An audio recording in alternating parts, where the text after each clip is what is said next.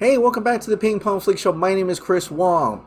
This is going to be a slightly different daily show, as there was really not much today. Yes, Zack Snyder released a cool clip about Joker finally saying "We live in a society" line, which was really awesome.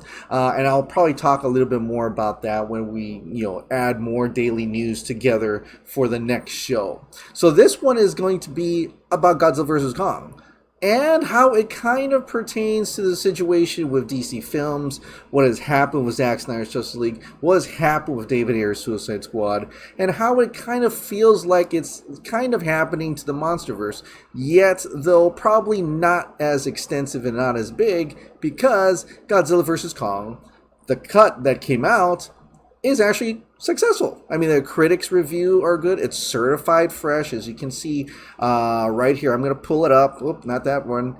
Let me see if we can put up this one right here. See?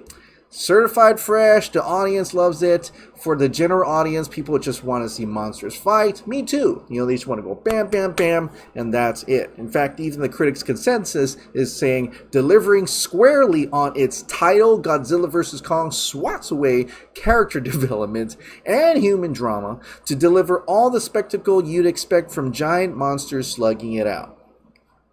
Absolutely, that's absolutely what it was. In fact, this is going to be spoilers. I never got a chance to do a spoiler review because I felt like there were so many things cut out of this movie that I wanted to talk about in a different type of way. And in this way, comparing how possibly there is like a Snyder cut of Godzilla versus Kong out there, in which there is reveal of that, but how it's different from DC, and how maybe it's not. Maybe this is another universe where a movie is ripped out from a director's hands, or out from the visionary's hands, right? And also, Monsterverse fans out there, yes, there are a little bit more wanting than just monsters fighting, right? The diehards, right? There are Monsterverse diehards out there who are like, we want more. Why did they cut that out? Why we want everything on top of that? And they're not just like the general audience where it says, well, it says Godzilla versus Kong, I want to see them fight.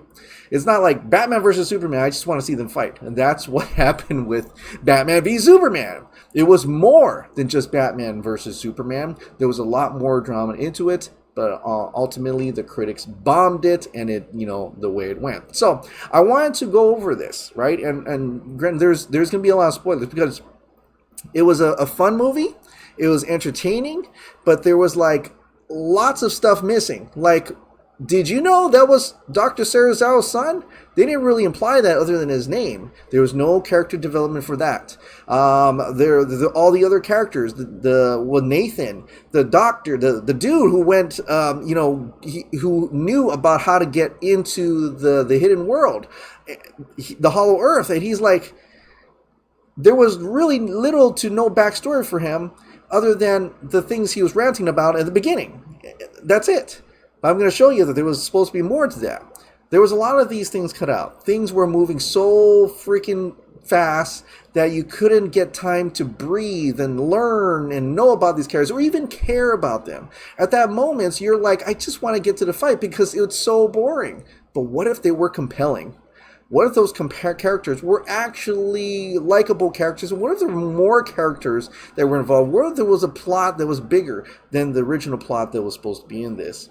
And I gotta say, this is also under 2 hours. So what I'm going to do is I'm going to compare this situation with how this worked out. So to me, Godzilla vs. Kong, under 2 hours, took out a lot of stuff, took out a lot of the character development, whatever, is in response to Godzilla King of the Monsters. Right? Godzilla King of the Monsters, 42%.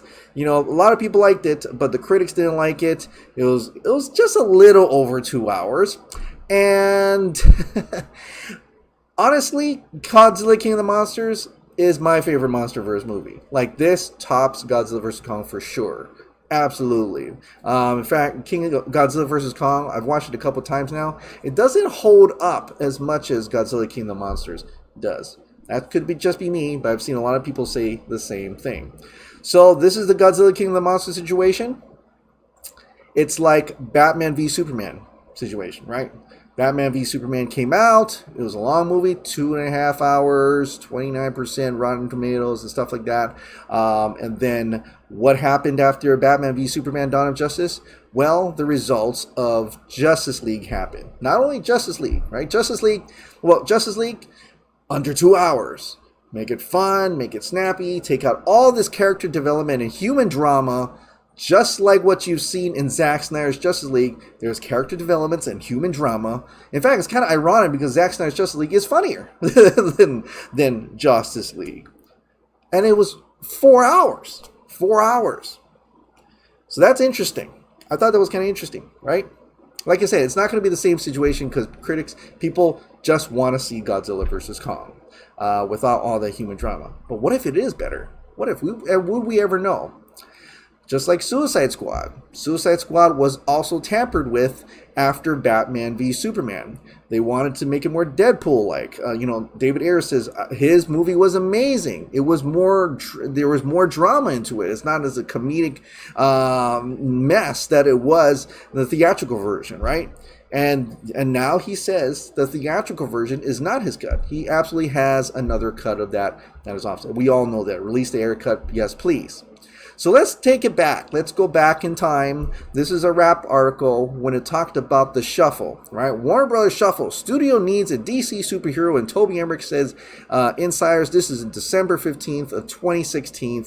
This is when Kevin Tsujihara's decision to replace motion picture president Greg Silverman with executive Toby Emmerich is an overdue response to an increasingly urgent creative crisis at the studio, multiple insiders told the Wrap. This is due because of the decision after March's Batman v Superman, Zack Snyder's DC superhero mashup with Ben Affleck and Henry Cavill grossed a below expectation, blah, blah, blah. That's what happened. And so they brought in Toby Emmerich, they got John Burr, they got Jeff Johns, the toxic people into part of Warner Brothers. This is the start of Mr. Toby Emmerich right here. And so, taking it back, I know you've heard this many times before, but I just want to remind you of the type of person Toby Emmerich is by just seeing what he's quoted as saying, right? And then what actually we know about later on in terms of Zack Snyder's Justice League.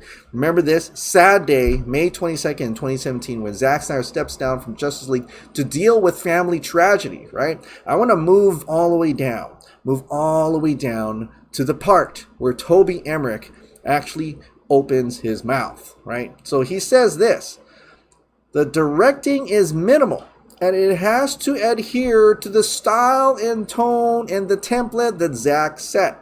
We're not introducing any new characters. It's the same characters in some new scenes. He's handing the baton to Joss, but the course has really been set by Zack.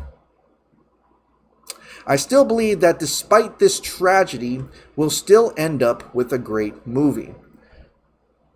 And we all know that's wrong, right? We all know that's a full-blown lie right there. They did introduce new characters. In fact, they introduced some Russian characters, or perceived to be Russian, and they deleted a whole bunch of characters. And I'll get to that in a moment. But the tone is different. Everything is different. And ultimately is a worse film, right? That happened. That actually happened, right? So Toby Emmerich did say that in an article quoted to the Hollywood Reporter. That is his statement. Now you want to know why. Now you wonder why they didn't want you to see the Snyder Cut, right? A little bit more about Toby Emmerich, okay? Now this is interesting. So this was back in, this was back in June 8th. 2019, right after Godzilla King of the Monsters. Right after Godzilla King of the Monsters, he talked with Toby Emmerich and some other fellow here about the streaming era, things like that, a post Kevin Tsujihara. And then I want to go down to this part about his comments in terms of IP and filmmakers' visions. In regards to reviving DC on the film side in the wake of Batman vs. Superman and Justice League, Emmerich said that the trick is putting the IP in the hands of filmmakers' visions, which is the overall creed of Warner Bros., their filmmaker-driven studio. Right. Yeah, right. Right? I mean, it's just, you were there. You were there when that happened. So, especially Justice League. So it's for you to say that, it's very, come on, man. You seriously? But, and we're getting into the portion where it's kind of interesting. Actually, before I get into that, I'll show you who they cut out, right? Remember these people. They cut out Ryan Jang Kai. They cut out, of course, Kiersey Clemens as Iris West. They reduced Joe Morton. They reduced Ray Fisher. They completely cut out Karen Bryson. All the Stones were either reduced or cut out, right? And of course, they took out Harry Lennox as well. He also revealed that they wanted him to take out Jon Stewart, right? So that happened. This is not lies. These are things that actually happened. Replace them with Russian family instead, right? And yes, Joss Whedon probably did that and through the works, but Toby Emmerich was still there. The execs were still there, right? Toby Emmerich is still there. Just saying, he's still there. So let's go back to this. We're getting to the Godzilla portion of this. As far as franchise fatigue with Legendary's Godzilla's King of the Monsters tanking, Emmerich said that next year's monster movie, Godzilla vs. Kong, will deliver for fans in the way they were looking for in the latest Godzilla. It might come out later in the year so we can deliver an A+ movie, said Emmerich.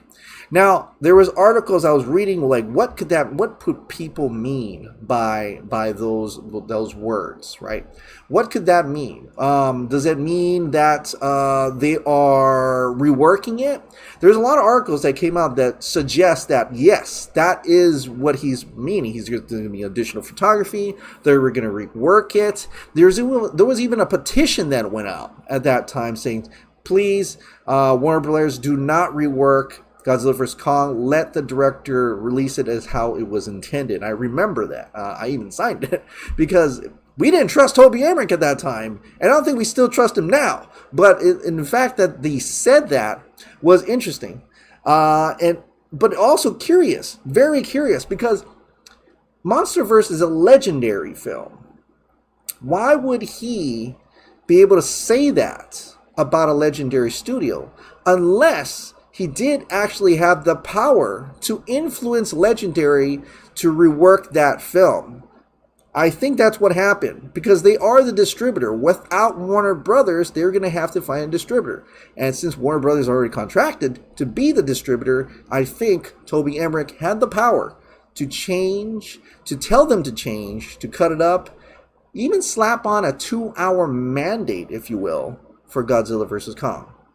Now, like I said, to be fair, I don't know the actual box office numbers yet on how successful it is because it's the pandemic and it's totally a weird situation. But right now, it seems like it was successful in terms of that.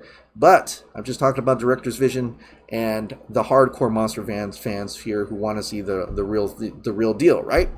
So let's get into Godzilla now.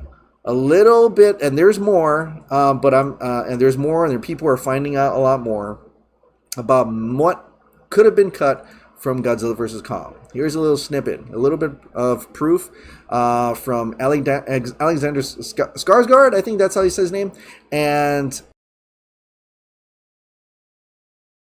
first meet Nathan. He's on Skull Island, working on this mission. He works for Monarch as the chief cartographer and a geologist. So he's basically planning the path into Hollow Earth. So that's where we find him, and the climate is very destabilized, especially around Skull Island. But again, that's the plan, to kind of dig this tunnel and then send a mission down to plant the Orca Z down there. But it goes awry. and they lose their pilots, the whole crew, and one of them being Nathan's love, his girlfriend, that he just proposed to, and she goes missing. He assumes that they're all dead. And Nathan goes into a very dark place. He's given up all hope. They hear a big explosion, so he assumes that they're all dead. And when we find Nathan, he's drunk, very despondent, given up on everything, and does not like the idea of trying to go back down there because he's saying that it's too dangerous. All right. Yeah, so that didn't happen in the movie. Didn't see that at all. Interesting. So he would have had someone he loved, he proposed to. Yes, a very longer opening, but it would have put a lot more character in him. A lot more, I guess, emotional attachment to humans that are risking their lives to trying to save the world here, right? So, would that have been better? I don't know, but definitely they shot it. Definitely they did that. And definitely would have been a longer movie, right? What else is there? Well, here are the characters that were cut out from Godzilla vs. Kong. Zhang Ziyi, Jessica Henwick, and of course Lance Reddick was reduced. Now this one, I'm like, holy crap, that's right. He was in the movie. He was with Kyle Chandler's character for like 5 seconds, like one line. That's it. I don't even know who it was. Apparently, he's the director of Monarch.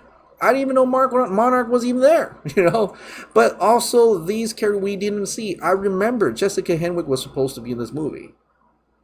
Maybe she's the girlfriend that died. I don't know, right? Will we ever know? I don't know. Zhang Ziyi would have been a direct connection, just like, Millie Bobby Brown and Kyle Chandler, a direct connection with the last movie. And they really set her up to be something important for this movie.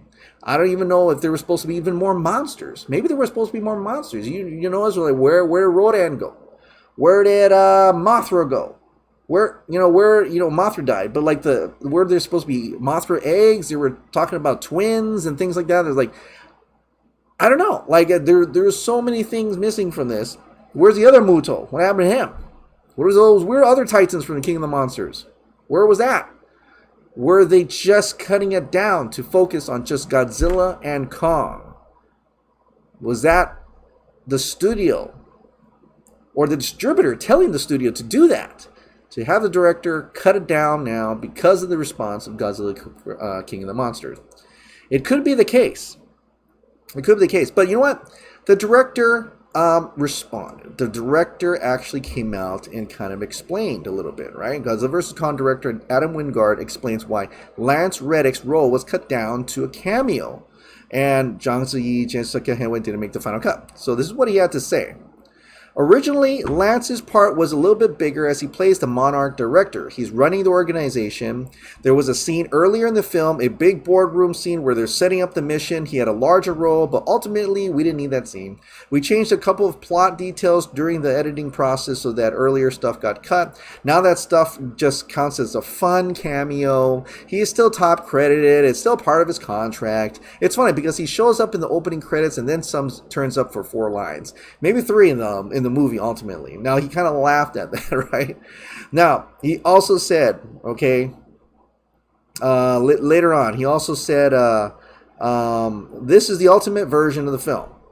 We actually did the least amount of reshoots than any of those MonsterVerse films. Normally they do about 2 weeks, but we only did 5 days.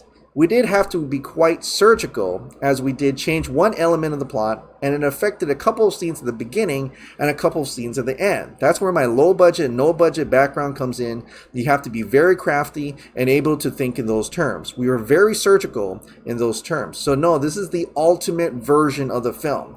I would never do a different version of it. Remember that. Remember that. Okay, Godzilla vs. Kong's theatrical cut is the director's cut. Godzilla vs. Kong, director Adam Wingard declares the theatrical cut is definitive vision of the movie despite running under 2 hours. And I just read you all that, right? I just read you that. This is the ultimate version of the film. Ultimate version of the film. There is no different version of the film. Boy, does that sound familiar. Why does that sound familiar? Because David Ayer said that. In a way, he said that right after Suicide Squad movie came out. Suicide Squad director says theatrical cut is his cut. We have a chunk. There's definitely over 10 minutes of material on there. Now that we know it's like hours. But this cut of the movie is my cut. There's no sort of parallel universe version of the movie. The released movie is my cut.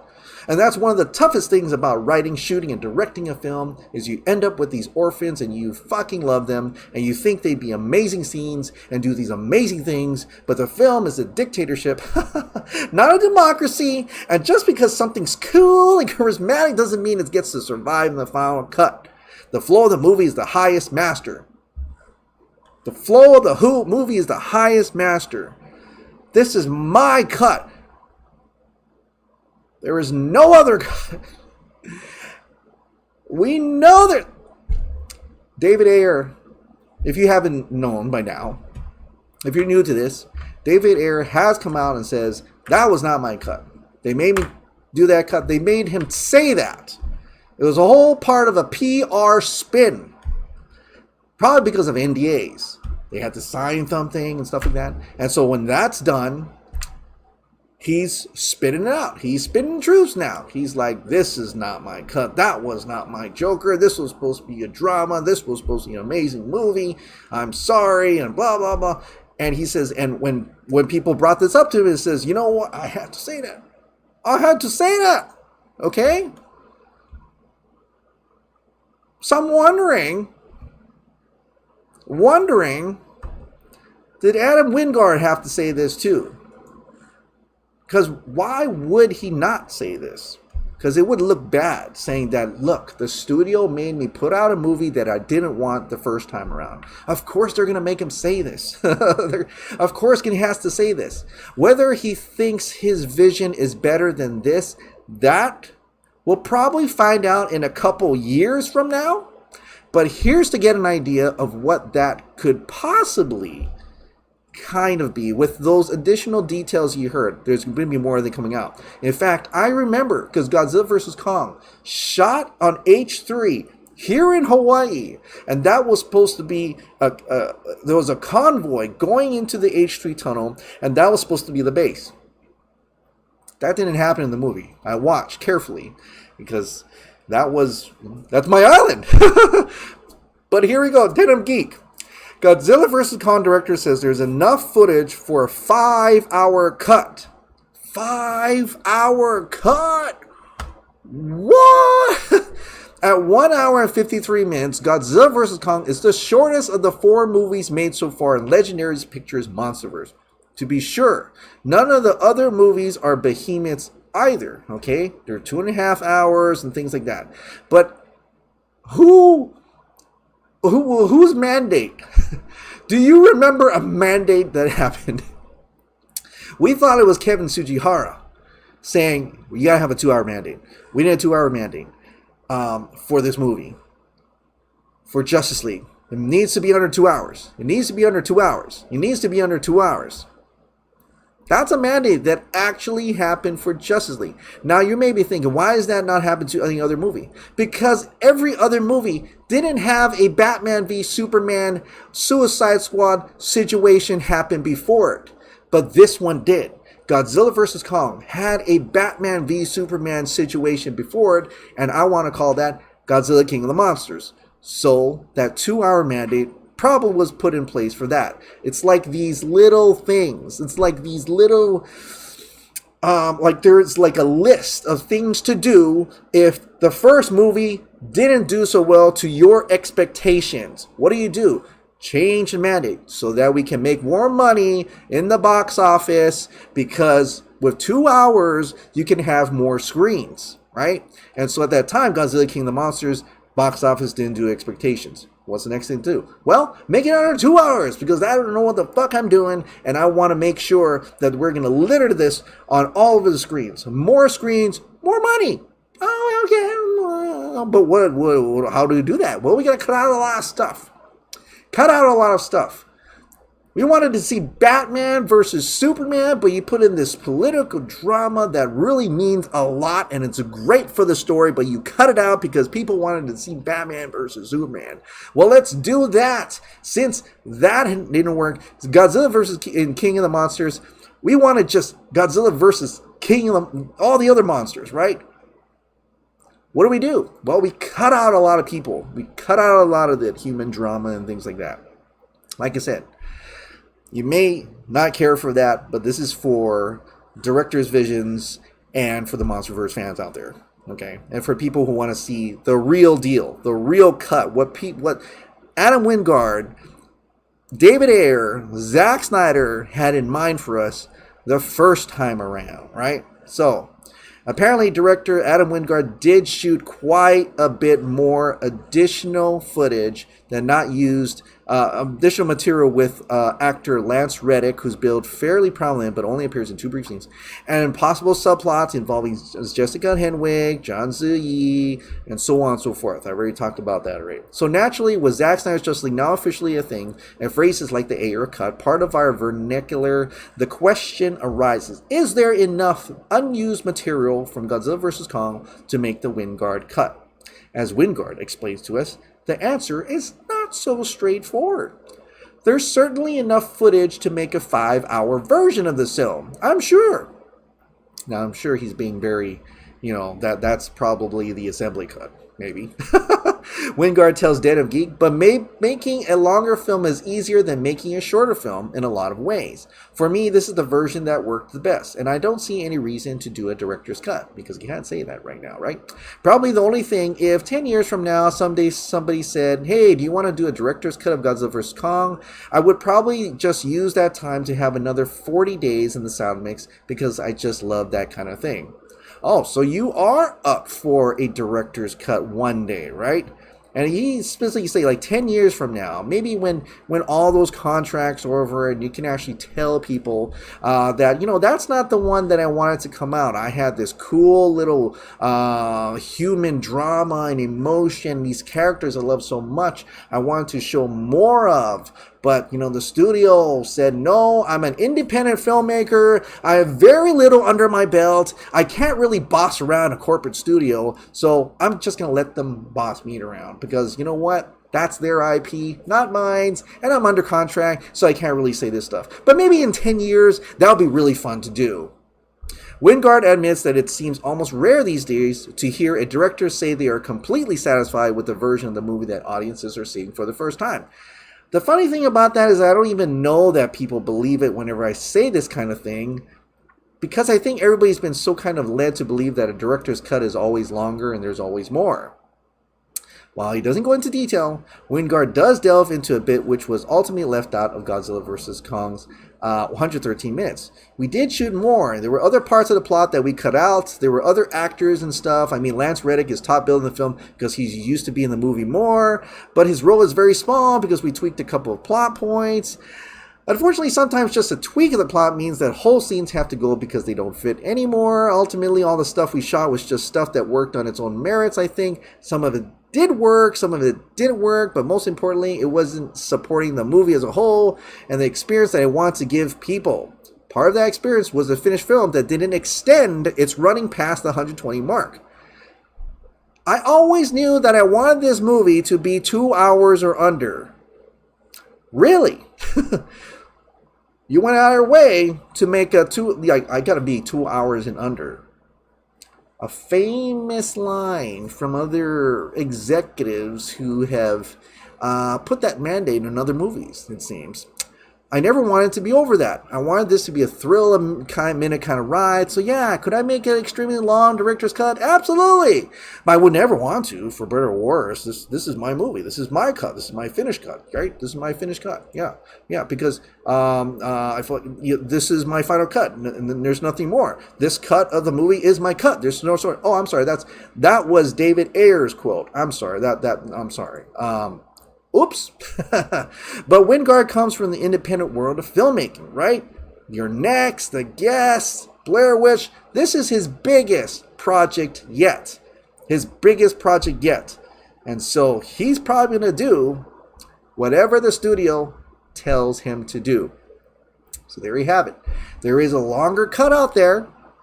And it all depends on Adam Wingard if he really wants to do that one day.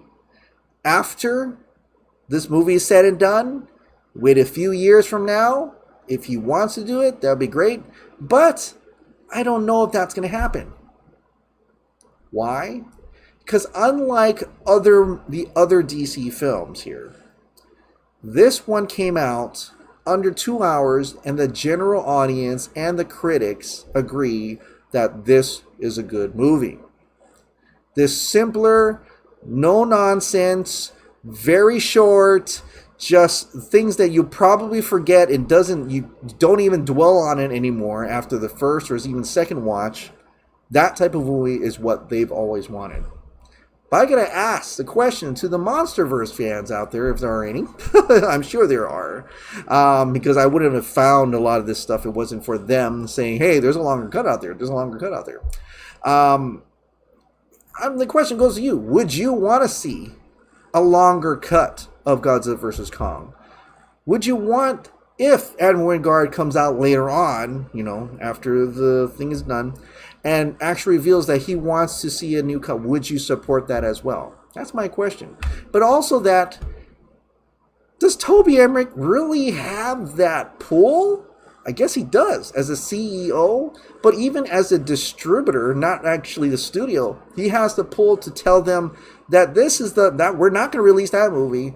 We're not going to release that movie unless you shave it down to under 2 hours and you make it basically just Godzilla versus Kong. Maybe. So, just putting it out there. Sometimes these things are just either coincidences or just a bad habit that continues to rot the Warner Brother executive team, and it should be stopped. And I'm not going to stop talking about it. All right. Well, let's get into the members' comments and questions now. Let's get to this moment right here. Let's see. All right. Here we go. Monty Del Pet, quite like this trailer. First one was bleh. Hamada strikes again? I don't know. It just makes me wonder as well that on that trailer that they said put more jokes in there, make it more jokey and stuff like that. Suicide Squad is not part of DC films. It's not part of DC films. I'm not sure what that pertained to, but which Suicide? The Suicide Squad or David Ayer's Suicide Squad. Plot theory, The Suicide Squad. There are at least 2 squads, Captain Boomerangs and Rick Flags. Harley Quinn is part of Boomerang's team. They were fucked up. Only Harley Quinn survived. Flag's team has to rescue Harley Quinn. Hopefully Boomerang is alive. Or Starro mind control Boomerang's team and will be squad versus squad in the third act. They may just drop that Deadshot and Croc are busy with other squads. The OGs are like squad captains. How about both? I think I like that. I'm sure. I know that there's 2 squads. I think we've actually had a theory about that for a while, and maybe have also revealed that there were 2 squads. The first squad didn't make it, so she got the new squad, and the new squad is what we see prominently within the movie. And you're right, Starro could be mind controlling all the other team members. Have faith. Warner Brothers may have canceled a New Gods, but it could be because HBO are making JL series, which would include Darkseid and the New Gods. And I hope so. I think that's one of the things that I even thought of. But it's just that them blaming Zack for not doing New Gods and saying that we want to keep the amount of time between New Gods and Zack Snyder's Justice League just smells really funny. Just smells really funny. Just it's starting to sound like they're really trying to put like there's jokes out today like oh, is that why we're not doing the trench? Because there was an underwater scene in Zack Snyder's movie. Oh, is that why we're not doing Steven Spielberg's Black Hawk? Because there was a plane in Zack Snyder's Justice League. You know, the kind of funny stuff. And I got to thank Garza for a lot of those tweets he put out, and they were hilarious. Hilarious. Oh, what was the other? His other one was like, oh, is that why they canceled Nightwing? Because Dick Grayson is dead in Zack Snyder's Justice League? Really weird. We're coming out of the pandemic. Not really, Chris. Not really. Yeah, I know. Looks like I'm behind you guys. Hawaii's definitely behind you guys, but not too far along because they're warning about a tier, going back to tier 2. Sure, why would we make a New Gods movie when we could make a Zatanna movie? Rebellion trailer for Suicide Squad was solid. Cut it off at the 2-minute mark as I really watched the last 30 seconds of a trailer to avoid third act scenes that Hollywood loves to throw in. Gunn is really trying to get some goodwill from fans. Hope the film is solid and does well. Wow, Warner Brothers has a lot of hate. Biting their noses to spite their face. You can almost feel the hate. Ava, your execs, your plan. Warner Bros. Do I really look like a company with a plan? I just do things. I just do things. Mikey Sutton says the decision to cancel New Gods in the Trench came from AT&T. Those were Hamada's movies, and they're dead. Sutton said they absolutely did not expect the Zack Snyder Justice to be so big, and they've basically been caught flat-footed. He's saying the reason this is happening is they're having serious discussions about the Snyderverse. And I hope so. And I hope they actually reach out to Zack and tell him that. You totally called it about Walter Hamada not being able to compete with Zack Snyder's Darkseid. Keep calling these bastards out. I don't get any of it. Having a taste of the Trench in the Aquaman film was awesome as hell, and the Trench would have been an excellent spin-off horror movie too, especially with the horror genre. Genius! Greenlighting spin-offs for 2 movies that aren't even out yet just boggles my mind. I'm afraid they're going to ruin the Flash movie at this point. And I'm the Flash movie is going to be, it could either go right or go wrong. Like it's so, and I know it's 50-50, but like it, sometimes when you mess with that too much, it just doesn't work. And sometimes when you do, it sometimes works, although there's very few occasions that it does. So I'm really curious about that Flash movie. It's the old Wong with hair. Ace, buddy, how far you have come. Thanks, Lee Future. Oh, the big moment, yeah. The big moment finally happened. It took years, but it finally happened, Zack Snyder's Justice League. The funny thing about Ava's tweet is it strongly implies Ava would have eagerly kept Ray Porter as Darkseid. Seriously, the simplest thing in the world would be to let Deborah Snyder work with Ava like she said, and we get New Gods as a solid prequel in the Snyderverse. That said, I hate to say it, but her project was doomed from the moment Tom King was brought on to write it. Like Brian Michael Bendis, his early stuff is good, but during his Batman run, his quality noticeably declined exponentially. He was brought on because of his old Mr. Miracle run, but there's been a lot of low-quality tropes he's gotten addicted to from Batman on. So bring on a better writer, bring on Deb as a producer, and let it rise. I don't know anything too much about Tom King's writing, but I'll take your word for it. That portrait of Granny Goodness kind of looks like Damie Judi Dench to me. Who does Jon Stewart resemble? Though, must investigate further. I was hoping that to be revealed today, but well. So Warner Brothers fears the Snyderverse and tries to take it out on us? Well, Zack doubts they can ignore. Crusaders of the Snyderverse, show them your fear. We have no fear. Okay. Their plan is their no fucking plan. Mike Chris been on. I was really energized yesterday. I was really energized. So I'm sorry if I came off as really energized. Justice League 2 and 3 is coming. Just relax and wait in your second favorite chair. I have 2 chairs there. I do. And I could wait in them. Definitely a lot better. Yes, the trailer. Ever since Justice League came out and the Snyder Cut movement began, I began hoping that DC could just break away from Warner Bros. And become its own studio. DC is someone like a bright child with loads of potential in a home with an abusive, unfit, negligent parent. Warner Bros. Wow, great analogy. Great analogy. And me too. I mean, I don't know that it happened once upon a time, and it was going to happen, but after BVS, a lot of things changed, like Greg Silverman and all that. Like it just didn't work. That's unfortunate, you know. And it's the executives that we have now. They're just really toxic and a bunch of liars, and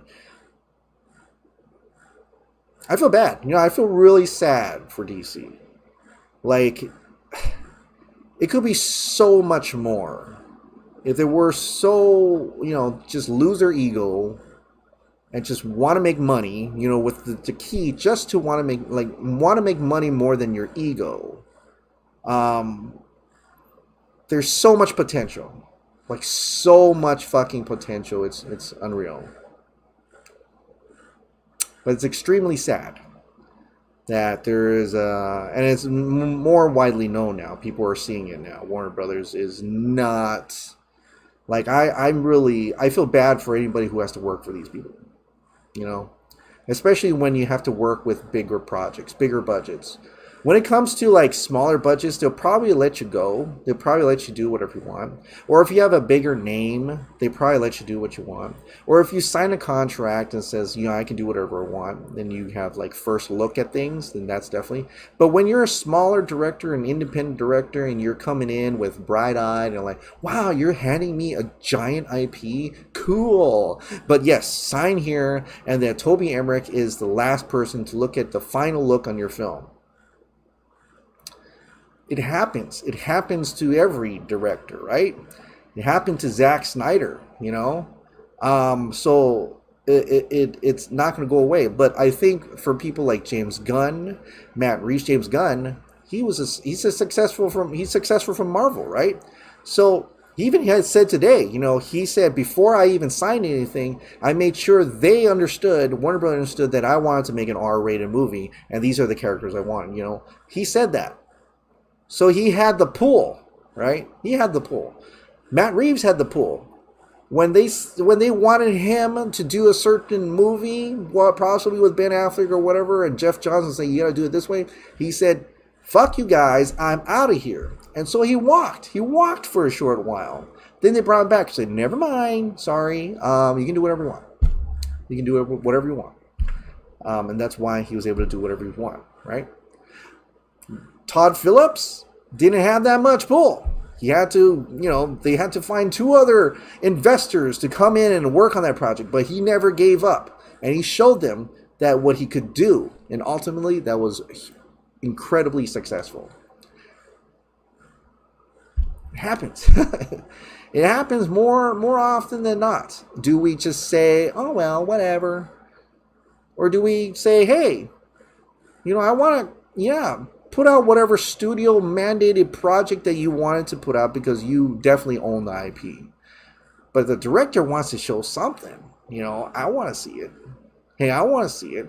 At least for their sake, right? And maybe show them that you were wrong, you know? Because sometimes, like Zack Snyder's Justice League, you're definitely fucking wrong. You're wrong about the whole thing. And Zack Snyder's Justice League proves it. It proves that you were wrong. There are situations like general audience and critics loving it, like Godzilla vs. Kong. I'm curious. I'm hearing MonsterVerse fans who didn't quite thought it was up to par with Monster of the love they have with MonsterVerse. So I'm wondering how that's going to turn out. But at least I get the chance to tell you about it. I think at least I get the chance to bring this out, help bring this out into the open in a little bit. And I don't know if hopefully I'm not killing the mood for certain movies and things like that. But I feel like talking about it. I feel like, as an artist myself, I feel like it's important that an artist gets to display his passion and heart because that's what he's made out of. Without passion and without heart, they're just a tool. And nobody wants to be a tool, especially for a studio like Warner Brothers. All right, well, that is it for today. Thank you so much for watching. Definitely, absolutely. I'll be having my live chat tomorrow, so if you want to talk about any of this stuff, feel free to do so. And I can't wait to see you there. But that's it. Thank you so much for watching. Like I said, if you absolutely love this daily dose of entertainment news and content, please click the like button, hit the subscribe button, ring that notification bell, keep this hot dog light on, and I'll see you next time. Bye.